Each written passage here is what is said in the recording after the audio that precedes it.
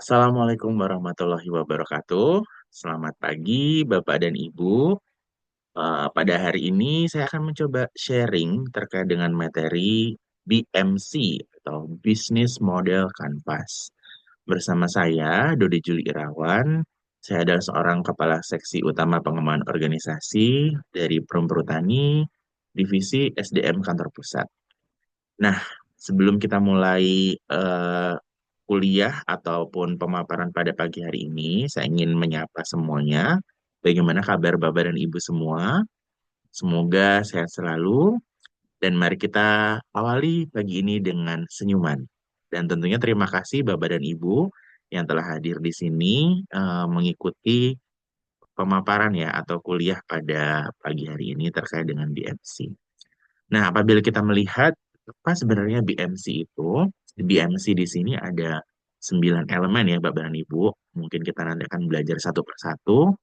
Nah, dari BMC ini kita melihat ada fenomena, kita tahu sendiri bahwa dulu sebelum ada Gojek atau fenomena online, di mana taksi konvensional ini merajai ya, mendominasi di transportasi, baik itu di kota-kota besar seperti Jakarta, Surabaya, maupun Yogyakarta, dan tidak menggunakan aplikasi sama sekali. Nah, tapi ternyata ada perubahan bisnis ya, perubahan pergeseran bisnis ke arah teknologi. Dan itu mau tidak mau, seperti kita tahu sekarang ada Gojek ya dengan semua layanannya, tarif yang sudah fix, kemudian kemudahan untuk menggunakan aplikasinya dimanapun, dan ini juga merupakan eh, apa ya semacam fenomena baru yang mau tidak mau harus kita kita juga ikuti seperti itu.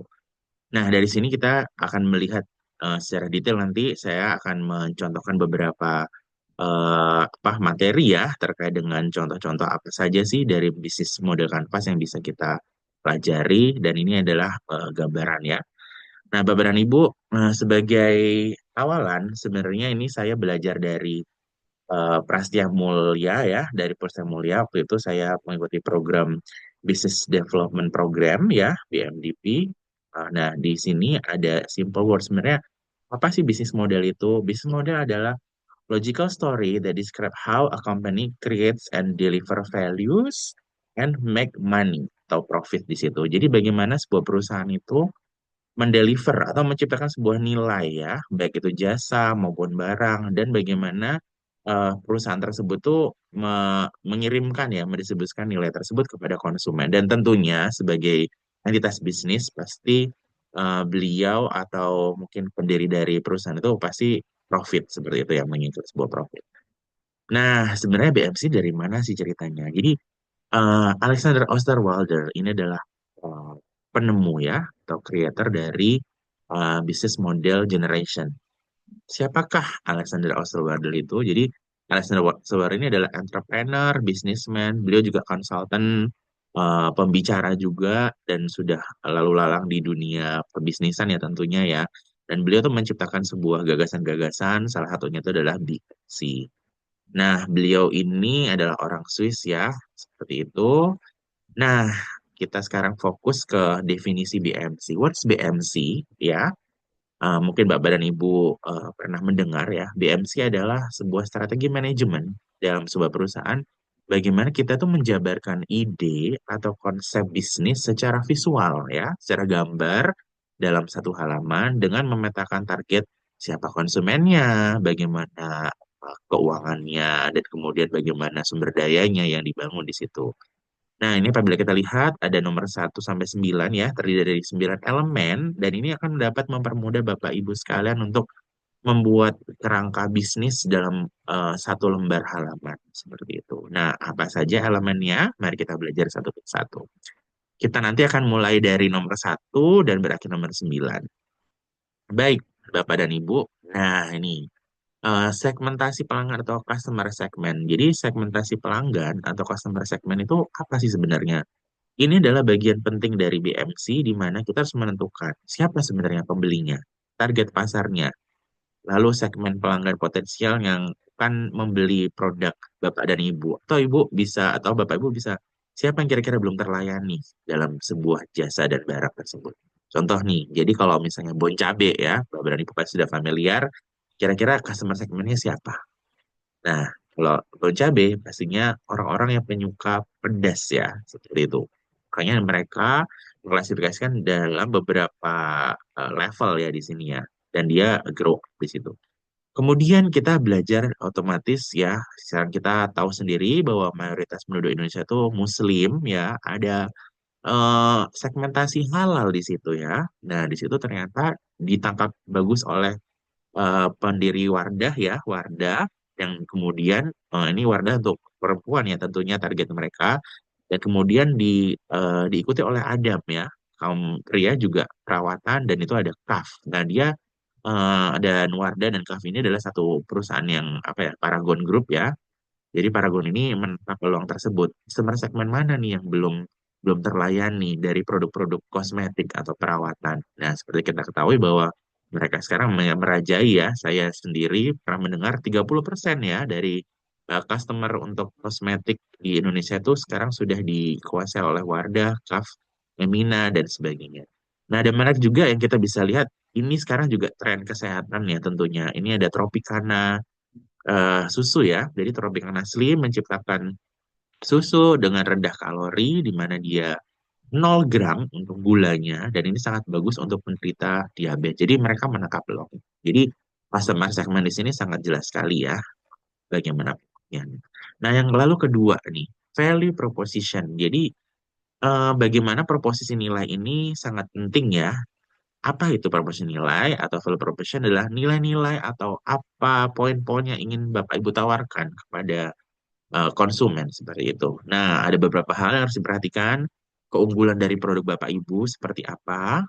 Alasan konsumen harus memilih produk Ibu bandingkan dengan kompetitor ya, nanti saya jelaskan. Terus yang ketiga, manfaat yang dapat didapat konsumen ketika menggunakan produk Bapak dan Ibu. Nah, di sini ada beberapa contoh ya Bapak dan Ibu. Soy Joy. Nah, value-nya adalah dia ingin menciptakan sebuah cemilan ya, cemilan yang sehat dengan berbahan baku dari kedelai edamame ya di situ ya. Nah, kemudian AirAsia, everyone now can fly ya. Dia menciptakan suatu slogan di mana semua orang tuh bisa terbang dan itu jasa yang ditawarkan oleh AirAsia. Nah, ini satu lagi yang baru-baru adalah Paxel. Misalnya Bapak dan Ibu rumahnya di Jakarta ingin beli makan dari Bandung ya, misalnya Batagor atau Siomay gitu ya, bisa Kingsley gitu. Nah, sekarang ada paket yang khusus, value-nya adalah dia ingin meningkatkan, membantu konsumen untuk merich ya, untuk mendapatkan barang dalam waktu 1 hari. Jadi 1 hari sampai, seperti kita ketahui makanan kan tidak awet ya, seperti itu. Nah, yang ketiga adalah bagaimana Bapak dan Ibu menciptakan channelsnya. Seperti kita ketahui sekarang bahwa banyak sekali sosial media ya, salurannya seperti apa. Nah, misalnya untuk memasarkan hotel atau penginapan akomodasi bisa melalui Traveloka, Mamikos, dan sebagainya. Lalu pesan apapun bisa lewat Gojek. Nah, terus ini sekaligus kita tahu bahwa ada LinkedIn, TikTok Shop, Instagram, itu juga media-media atau saluran yang Bapak dan Ibu bisa gunakan dalam meningkatkan bisnis Bapak dan Ibu. Nah, khusus di perhutani, ini sekaligus promosi ya, sebagai referensi. Jadi, untuk membeli kayu dan sebagainya, bisa menuju ke toko perhutani. Di toko perhutani ada aplikasi dan webnya, dan di situ adalah saluran distribusi yang bisa kita gunakan sebagai contoh untuk produk perhutanan.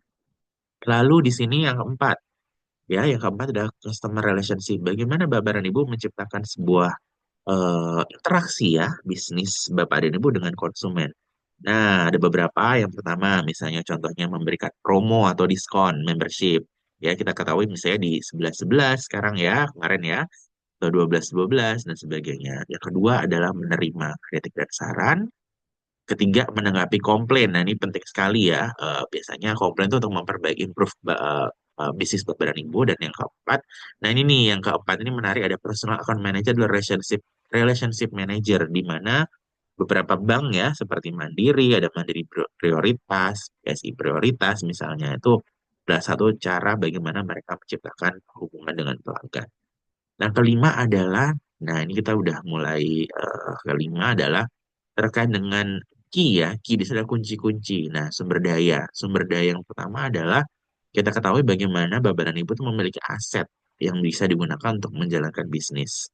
Apa saja itu key resources ya di sini ya, sumber daya itu bisa jadi hak kekayaan intelektual, misalnya paten, merek, dan hak cipta dan sebagainya. Nah, lalu di sini juga ada fisik. Fisiknya itu misalnya mesin pabrik, gedung, lab dan sebagainya.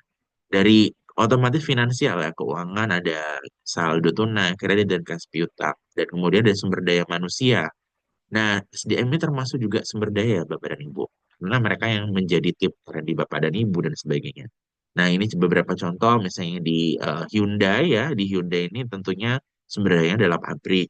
Nah, ini bisa di perhutani. Tentunya ada SDM ya, dari mulai yang muda sampai ke baby boomers misalnya. Terus di apa namanya di toko roti. Nah, itu otomatis itu ada toko roti, ada oven dan sebagainya. Nah, kalau misalnya di JNE sendiri, nah, itu otomatis sumber daya misalnya kendaraan untuk mengangkut barang dan sebagainya ya. Cukup jelas ya. Nah, ini kemudian aktivitas apa saja? Memiliki aktivitas di sini. Tadi sumber daya dalam bentuk fisik dan sekarang yang dalam bentuk kegiatan. Itu adalah kegiatan yang berkaitan dengan bisnis Bapak dan Ibu yang menghasilkan value tadi ya. Contohnya Excelso. Jadi kegiatannya adalah membuat kopi tentunya. Nah, itu operasional mereka adalah menyiapkan kopi sampai dengan mendeliver kopi ini ke konsumen. Lalu Nutrisari misalnya. Apa itu Nutrisari? Nah, ini ada madu kurma ya. Nah, otomatis kita membutuhkan R&D. R&D ini sangat sangat sangat bagus sekali kegiatannya untuk mendevelop atau mendiversifikasi produk Bapak dan Ibu seperti itu. Lalu tidak kalah penting adalah marketing campaign ya dalam kegiatan promosi ya, atau tentunya misalnya kayak di sini ada Indomilk ya bekerja sama dengan Ariel Noah ya. Jadi dia bisa mendownload lagu-lagunya dengan men-scan QR yang ada di label di susu kemasan susu Indomie tersebut. Nah, itu adalah salah satu kegiatan. Lalu kita lihat yang ketujuh adalah key partners. Kira-kira siapa saja nih? Tahu apa ya? Partners ya yang berisi daftar sumber daya di luar perusahaan yang Bapak Ibu perlukan untuk mencapai key activities yang tadi, untuk mencapai kegiatan Bapak Ibu tadi. Contohnya adalah yang pertama, supplier bahan baku, konsultan atau legal perizinan ya. Yang ketiga adalah bank.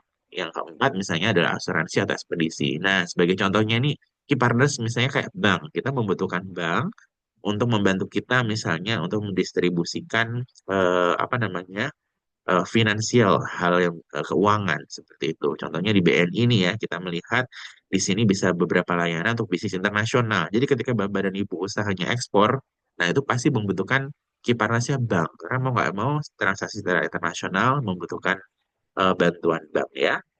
Kemudian tadi ya, misalnya Excelso, dia butuh supplier. Jadi kiparnya adalah supplier kopi.